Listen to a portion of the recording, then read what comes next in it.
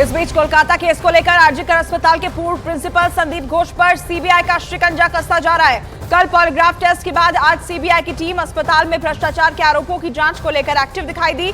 CBI की team सुबह ही संदीप घोष के घर पहुंच गई और सुबह 6:45 पर संदीप घोष के घर सीबीआई की टीम पहुंच गई थी। हालांकि संदीप घोष ने काफी देर बाद यानी कि सुबह करीब 8 बजे के बाद अपने घर का दरवाजा खोला है। इसके बाद सीबीआई की टीम आरजीकर अस्पताल भी पहुंची और उनके पुराने दफ्तर में सर्च ऑपरेशन किया।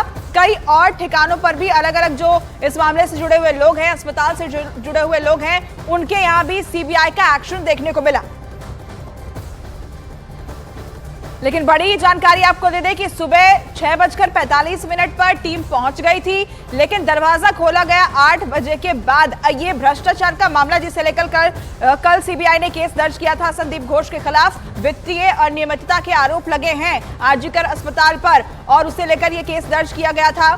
सीबीआई की टीम आरजीकर अस्पताल के पूर्व प्रिंसिपल संदीप घोष के घर पहुंची है, तो दूसरी टीम अस्पताल के फॉरेंसिक अधिकारी देवाशीष सोम के घर पहुंची। सीबीआई की एक टीम आरजीकर अस्पताल भी इस बीच पहुंची और अस्पताल में भी सर्च ऑपरेशन किया। टीम ने एडमिशन ब्लॉक में भी सर्च ऑपरेशन किया जहां संदीप घोष का दफ्तर था। इसके अलावा सीबीआई की टीम अस्पताल से जुड़े लोगों के घरों पर भी पहुंची। सीबीआई की टीम कोलकाता में ही 15 ठिकानों पर इस वक्त सर्च ऑपरेशन कर रही है। ये 3 तस्वीरें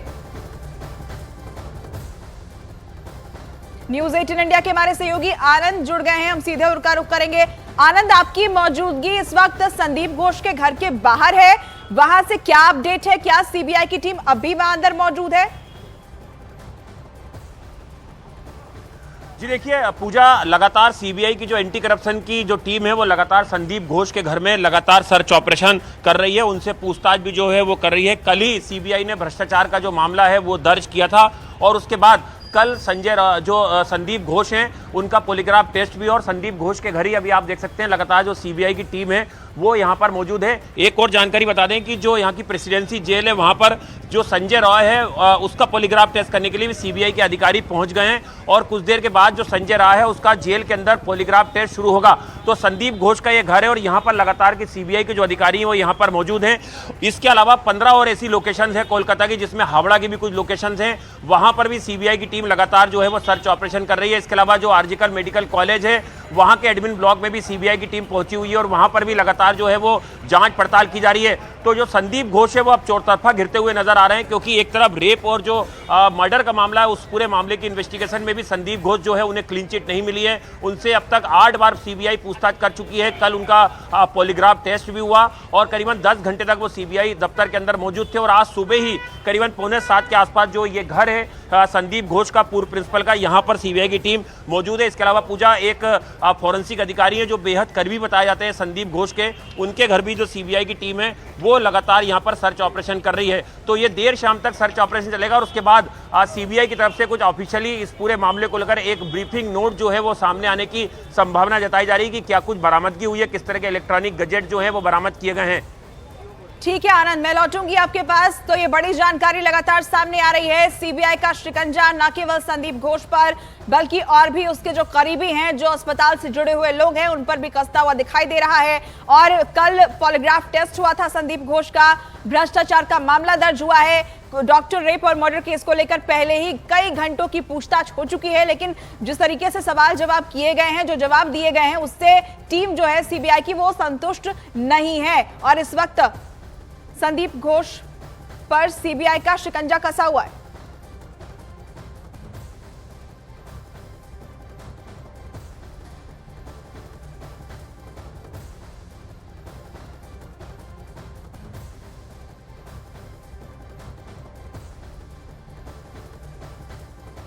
और आरजीकर मेडिकल कॉलेज के पूर्व मेडिकल सुपरिटेंडेंट इस वक्त हमारे साथ जुड़ रहे हैं, अख्तर अली। हम सीधे उनका रुख कर लेते हैं। अख्तर अली जी, स्वागत है आपका न्यूज़ 18 इंडिया पर। आप ही इस पूरे मामले के व्हिसल ब्लोअर कहे जाते हैं। आपने इसके खिलाफ कंप्लेंट दर्ज की थी। संदीप घोष जो अस्पताल के अंदर अपने रसूख और अपने दबदबे की वजह से कायम था, क्या और जानकारी आप हमारे दर्शकों के साथ साझा करेंगे इस पूरे मामले पर? देखिए, मैं जुलाई 2023 में भी उनके अगेंस्ट में कंप्लेन किया था और मैंने इसलिए कंप्लेन किया था कि छात्र को, वो स्टूडेंट लोगों को टारगेट करते थे, उन लोगों को परेशान किया जाता था, उनको फेल करके उनसे पैसे मांगे जाते थे। और ये डॉक्टर देवाशीष सोम, फॉरेंसिक मेडिसिन के डेमोन्स्ट्रेटर, सरकार से पैसे लेते थे, लेकिन ये डॉक्टर संदीप घोष के लिए काम करते थे और उनको ऑनर के लिए उनको प्लैटिनम जुबली बिल्डिंग में एसी चेंबर दिया गया था। वो मॉर्ग में ड्यूटी नहीं करते थे, वो प्लैटिनम जुबली बिल्डिंग के 3rd फ्लोर में बैठते थे। और अभी सबसे बड़ी बात है कि उनका तबादला हो गया, ट्रांसफर हो गया। वो आरटी करके कुछ भी नहीं है, फिर भी वो आरटी कर में ड्यूटी कर। और जिस दिन ये घटना घटी थी 9 अगस्त को, उस दिन भी वो आरटी करके मॉर्ग में मौजूद थे। तो ये तो सस्पिशियस मुझे, और मैंने 1 साल पहले इनके अगेंस्ट में बहुत सारे करप्शन के चार्जेस लगाए थे। अगर उस वक्त एक्शन होता तो शायद ये दिन हम लोगों को ना देखना पड़ता। तो आपका ये कहना है कि ये जो डॉक्टर रेप और मर्डर केस है, इसके पीछे और भी कई पहलू हैं जिनकी जांच जरूरी है। हमने संदीप घोष की भूमिका को लेकर भी लगातार ये सुना है कि किस तरीके से उनका रसूख काम करता था, यहाँ तक कि जो प्रिंसिपल की नियुक्ति के लिए लिस्ट आती है उसमें उनका नाम 16वें नंबर पर था, लेकिन रातों रात वो प्रिंसिपल नियुक्त हो जाते हैं, नंबर 1 आ जाते हैं वो। जी, ये तो था। और ये एक बहुत बड़ा नेक्सस और रैकेट है। ये सिर्फ डॉक्टर संदीप घोष नहीं है, और इन लोगों का टारगेट जो है, बच्चों को ये लोग टारगेट करते हैं, स्टूडेंट लोगों को। हम चाहते हैं कि इनसे हमारे हिंदुस्तान को, हमारे बंगाल को मुक्ति मिले और इनके खिलाफ सजा हो।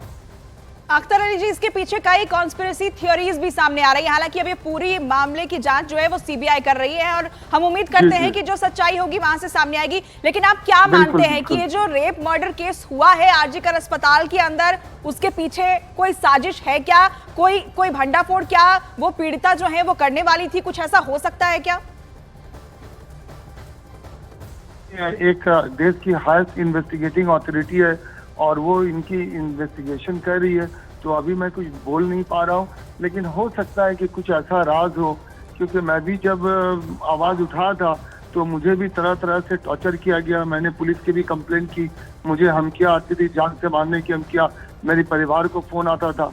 तो हो सकता है कि ऐसा कुछ रहस्य होगा और सीबीआई इससे बहुत जल्द पर्दा उठा दे। ठीक है अख्तर अली जी, बहुत शुक्रिया आपका हमारे साथ जुड़ने के लिए। पतंजलि गोनाइल पवित्र गौमूत्र अर्क एवं एंटीबैक्टीरियल